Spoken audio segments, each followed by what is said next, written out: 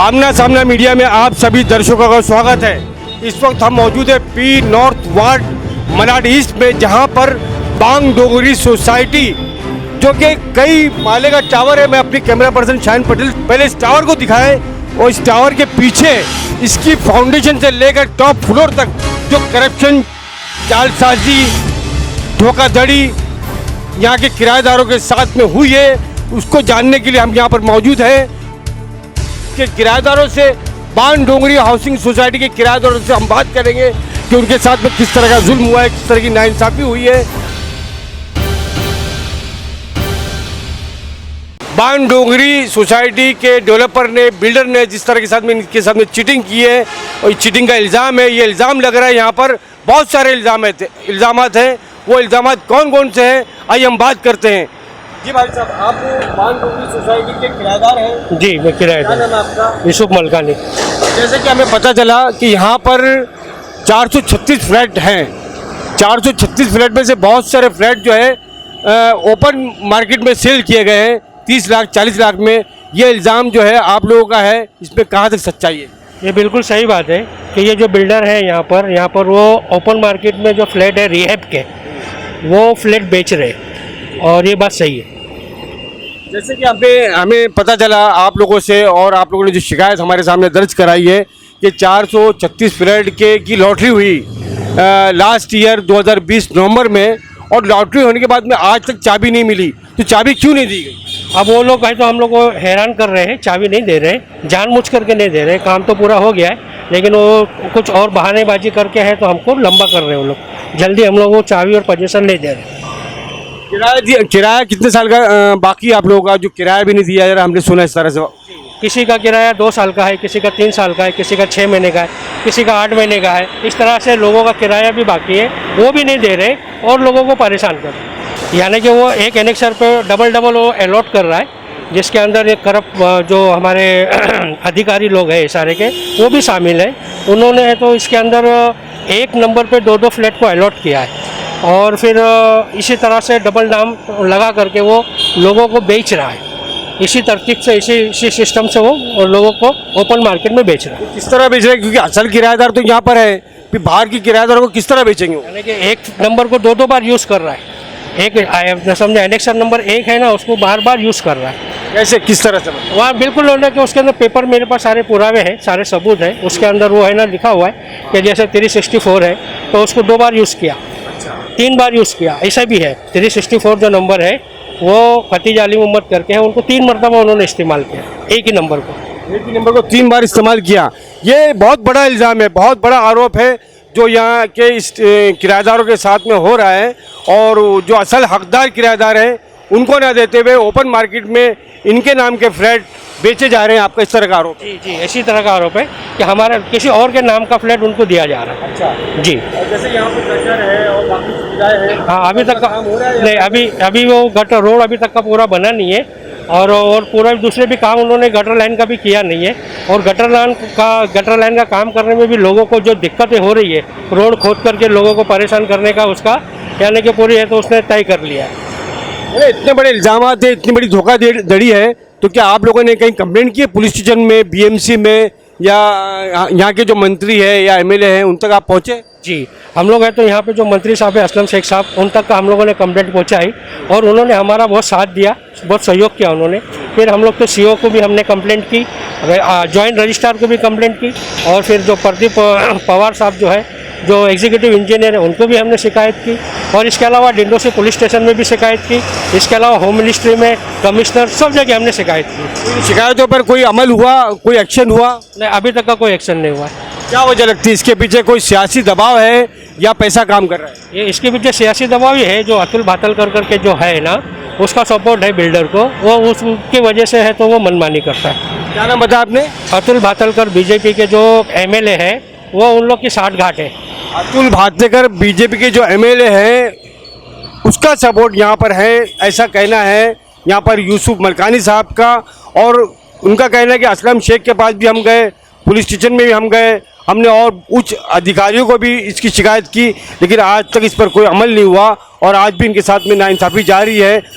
यूसुफ साहब, आप कैसे कह सकते हैं कि यहाँ पर मरे हुए आदमी के नाम पर भी फ्लैट को बेचा गया या किसी और को दिया गया? मेरे पास इसका प्रूफ है कि मरे हुए आदमी के नाम पे भी फ्लैट बिका है। जो आदमी का 2000 में इंतकाल हो गया, वो आदमी के नाम पे भी फ्लैट यहाँ पे अलॉट हुआ है। जो इस्माइल हबीब, हाँ हबीब इस्माइल, हाँ हबीब इस्माइल, हाँ हबीब इस्माइल, किसी दूसरे का फोटो लगा करके वो दूसरे को उसने पैसे दे दिया। या आप देख सकते हैं, ये बता रहे हैं कि किसी दूसरे का फोटो दिखाकर और किसी दूसरे को बेच दिया। हबीब इस्माइल का फ्लैट किसी और को बेचा गया और फोटो ये लगा हुआ है। ये आदमी मर चुका है? नहीं, ये आदमी जिंदा है। ये आदमी जिंदा है? मर चुका है, जिसके नाम का फ्लैट है। अच्छा, जिसके नाम का फ्लैट है वो आदमी मर चुका है और इस आदमी को बेच दिया गया है। ये देखिए फोटो, बताइए कैमरे में बताइए। कैमरा पर्सन शाहिन पटेल से मैं कहूँगा कि वो इसको जूम करके बताए। और मेरे पास डेथ सर्टिफिकेट भी है, ये उसकी डेथ सर्टिफिकेट, उस आदमी की डेथ सर्टिफिकेट जो मर चुका है, उसकी डेथ सर्टिफिकेट। यानी कितनी बड़ी धोखाधड़ी है। इसके बावजूद भी कानून अगर खामोश है, इशारे के लोग खामोश है, तो कहीं ना कहीं उनके ऊपर भी उंगली उठती है इशारे के लोगों पर। अगर वो चाहते हैं कि उन पर ऐसी कोई बात ना आए, तो उनको इंसाफ के साथ में काम लेना चाहिए। उन पर इस तरह के आरोप ना लगे। इन किराएदारों को इंसाफ देने की बात करनी चाहिए। और कुछ बताना चाहेंगे आप? और भी इसमें बहुत सारे ऐसे हैं जो बाहर के लोग हैं, उनका नाम नहीं है, उनको भी इधर फ्लैट मिला है। ऐसे भी लोग हैं, उसमें नाम है जिका, बाहर के लोग हैं, उनका नाम नहीं है, लेकिन उनको भी फ्लैट दिया गया है। इलेक्शन लिस्ट में उनका नाम नहीं है। सारे प्रूफ? हाँ, इसके पास प्रूफ है मेरे पास। दिखाइए आप ऐसा कोई कागज। अब ये जो पेपर है, इसके अंदर जो ये नाम है, हाँ। ये लोग यहाँ के नहीं है, यहाँ के नहीं ये लोग, दूसरे लोग हैं। हाँ, ये सारे नाम, ये है ना, ये सारे नाम जो है बाहर के लोग हैं। ये बाहर के लोग हैं। ये ऐसा मत पकड़ियो। और भी मैं बताऊँ उसके अंदर,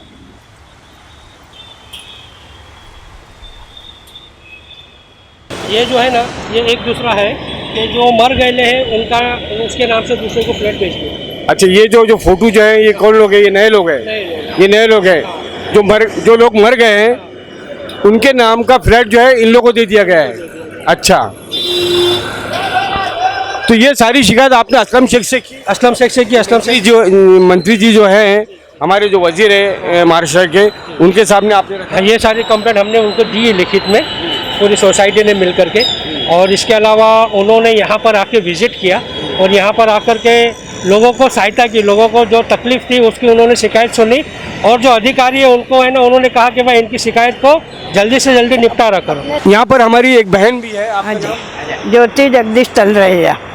ज्योति जी, जिस तरह से यूसुफ भाई ने भी बातें रखी है, जो इल्ज़ामात लगाए हैं, इस इल्ज़ामात में या इस आरोप में कितनी सच्चाई है? क्या आप सब इससे सहमत हैं? आप लोगों के साथ में इस तरह का जुल्म हो रहा है? हो रहा है, जुल्म हो रहा है हमारे पे। अभी जो ड्रेनेज का काम उन्होंने चालू किया था, तो हम लोगों ने, हमारे कमेटी ने मिलकर बंद करा है कि जब तक हमारा तुम भाड़ा नहीं दोगे तब तक हम काम करने नहीं देंगे। उसके बाद में दूसरी बार, एक बार बंद किया, वापस दूसरी बार भी चालू किया, तो हमने वो भी बंद करा है। तो बिल्डर ने हमको बुलाया, उधर समझाया कि तुम्हारा भाड़ा लेके हट जाओ। मैं बोली मैं ऐसे कैसे हटूंगी, जब कमेटी के मैं साथ में हूँ तो कमेटी को भी भाड़ा दो। सब लोग, तुम एक साथ में नहीं दे सकते, तो 15-15 लोगों का ग्रुप बना के भाड़ा तुम उनको दे दो। तो बोले मैं एक साथ में नहीं दे सकता हूँ, थोड़ा थोड़ा दूंगा। तो मैं बोले ठीक है ना, मेरे कमेटी से मैं पूछूंगी भाई तुम थोड़ा थोड़ा लेने को तैयार है क्या। जब उनका कहना ऐसा है कि हम गटर लाइन बना देंगे तो हमको ओसी मिलेगी, अभी ओसी नहीं मिल रही है, इसके लिए हम कुछ कर नहीं सकते, समझे, ये उन्होंने बोला। तो मैं हमारी कमेटी को मैं पूछी, तो बोलते आप जैसा बोलोगे सही है, आप हो तो हमको मिल जाएगा, कोई हमारा पैसा कहीं जाएगा नहीं। तो ऐसी बात की है। तो अभी उन लोग काम चालू किए, हमने करने दिया। अभी देखते हैं 8-10 दिन का तो है, बोले एक ड्रेनेज लाइन हो जाएगी तो उसके बाद में 8 दिन में ओसी आ जाएगी। देखते हैं, अभी नहीं आएगी तो वापस काम बंद करवाएंगे। सबसे बड़ा सवाल है कि ओसी अभी तक नहीं आया, काम भी अधूरा है, काम भी मुकम्मल नहीं हुआ, तो ये लॉटरी कैसे?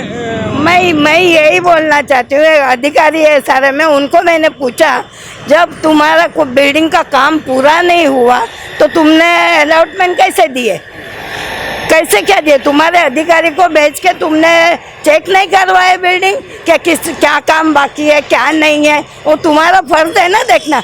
वो अधिकारी बोलता है कि हम क्यों देखें, तुम देखो, तो हम लोग क्यों देखे?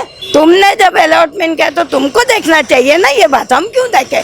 हमको तो अलॉटमेंट मिला तो हमने ले लिया, लेकिन अभी तक चाबी नहीं मिली। नवंबर में नंबर निकाला, अलॉटमेंट किया है, लेकिन अभी तक हमको कब्जा नहीं मिला है। सारे एसआरए के अधिकारियों को पता है इस तरह का मामला हो रहा है? आपको क्या लगता है एसआरए के अधिकारियों का इसमें हाथ है?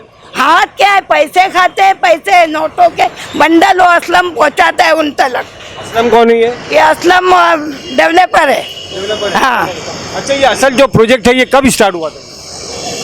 25 साल पहले। 25 साल पहले। 25 साल हो गए इस प्रोजेक्ट को शुरू हुए और आज तक ये प्रोजेक्ट पूरा नहीं हुआ। आज भी यानी किराएदार जो है दर दर भटक रहे हैं। इसका मतलब ये है 4-5 बिल्डर आकर गए, किसी ने पूरा नहीं किया, सब पैसा खा खा के बैठ गए, पब्लिक का पैसा खा खा के बैठ गए। अगर अभी ये वसन आए हैं ना सेठिया, तो उन्होंने 2-3 साल में बिल्डिंग खड़ी की है, लेकिन सुविधा कुछ नहीं। अभी आप बता रहे असलम मलकानी, इससे पहले ये प्रोजेक्ट शुरू किसने किया था? ये असलम मलकानी के बड़े बाप ने, हारून मलकानी ने शुरू किया था। मलकानी ने शुरू किया था। हाँ, वो गुजर गए। अभी असलम मलकानी उनका भतीजा है, वो कर रहा है। और वो जो है ना कि वो लोगों को परेशानी कर रहा है और लंबा खींचते जा रहा है टाइम। और लम्बा खींचते जा रहे हैं, उनकी यानी कि नीयत जो है साफ है नहीं नजर। आपका कुछ कहना है भाई? पब्लिक को जल्द से जल्द है ना, अभी पोजेशन बिल्डिंग के अंदर पोजेशन मिलना चाहिए। जिसका जिसका फ्लैट है उसको जल्द से जल्द मिलना चाहिए, ये हम सब लोग की इच्छा है। ये सीनियर सिटीजन है, आप देखिए कि इनकी परेशानी देखिए, उनके चेहरे से उनकी तकलीफ का एहसास हो सकता है कि उनको किस तरह की तकलीफ है, कि ज़िंदगी गुजर गई लेकिन आज तक उनको उनका हक नहीं मिला। ये बहुत नाइंसाफ़ी की बात है। आप कहना चाहेंगे? हमारा भी वही कहना है, बस सबको अपना अपना हक मिले। हम तो कोई डबल मांग रहे भी नहीं है, जो हक है वही मांग रहे हैं हम लोग। भाई वही हमको मिल गया तो बहुत अल्लाह का गनीमत है। बस ये थे यहाँ के बाण डोंगरी के किराएदार। हमारे साथ एक भाई साहब और हैं, आइए हम उनसे बात करते हैं। सर आप बताइए कि इस तरह की जो शिकायतें हैं या जो आपकी शिकायतें हैं, आप सरकार से या सीएम साहब से, कमिश्नर साहब से या बीएमसी कमिश्नर से क्या मुतालबा करना चाहेंगे, क्या मांग करना चाहेंगे? सब हम लोग यही मांग करेंगे, जो पब्लिक है, जो पब्लिक परेशान है, वो हम लोग भी ये सोचते हुए कि हम लोग कमेटी के भी है, हम लोग कोशिश करें, हमारी सुनाई जल्दी नहीं हो रही है। तो इसी हिसाब से पब्लिक जो है ना डर के भी बोलता है नहीं है। ये सब बिलाव सब है ना, इसके हिसाब से पब्लिक बोलना नहीं चाहता। डर किस बात का डर? अरे पब्लिक रूम मिलेगा या नहीं मिलेगा ऐसा भी डर है।